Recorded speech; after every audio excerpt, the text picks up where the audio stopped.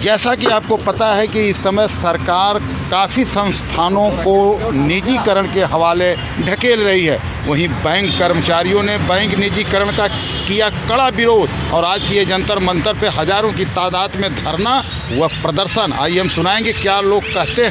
सरकार के अधिकतर पॉलिसीज और जो आदेश हैं उनका पालन करते रहे हैं, लेकिन ये सरकारी बैंकों के निजीकरण का जो विरोध है वो देश के बचाने, संविधान के बचाने से और गरीब जनता के जो बैंकिंग हित हैं उनको बचाने की लड़ाई है।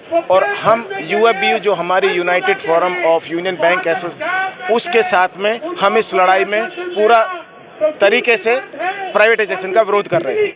जी, तो हमारा जो भारतीय पूर्व सैनिक बैंक कर्मचारी संघ है वो सभी सरकारी बैंकों के और सभी पद के लोगों के लिए, चाहे वो आर्म्ड गार्ड हों, चाहे क्लर्क हों, चाहे अधिकारी हों, और सभी सरकारी बैंकों के जो लोग हैं वो भारतीय पूर्व सैनिक बैंक कर्मचारी संघ के सदस्य हैं। निजीकरण जो बैंकों का सरकार कर रही है वो बहुत गलत कदम है।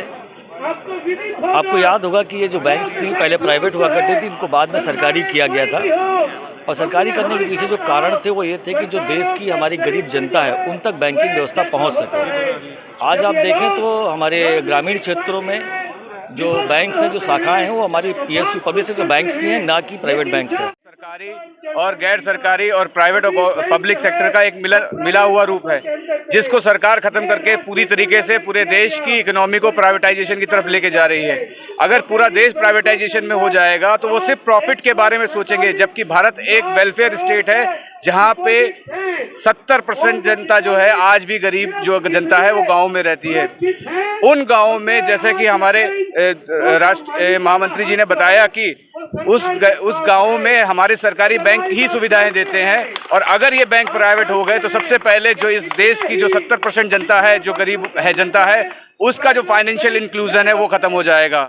सैनिक कर्मचारी संघ की तरफ से मैं 2-3 बातें कहना चाहूँगा। जैसा हमारा उद्देश्य हमेशा रहा है कि राष्ट्रहित उद्योग श्रमिक, लेकिन इस पॉइंट में हम यूएफबी के बिल्कुल साथ हैं कि प्राइवेटाइजेशन बिल्कुल नहीं होना चाहिए। ये बिल्कुल लोगों के खिलाफ है।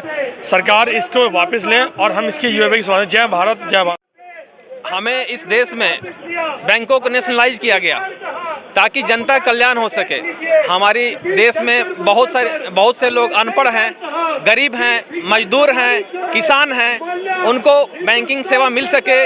उनको हमारे गांव कस्बे में जो हमें सूद के पैसा दे करके लोगों को गुलामी में रख करके उसे सताया जाता था, उससे मुक्ति के लिए बैंक का विस्तार किया गया और राष्ट्रीयकरण किया गया। हमारे प्रधानमंत्री ने जनधन योजना इसलिए किया कि उन गरीब जनता को बैंकिंग सर्विसेज मिले, सस्ते दर पे लोन मिले और उनका शोषण ना हो, शोषण से बचाया जा सके।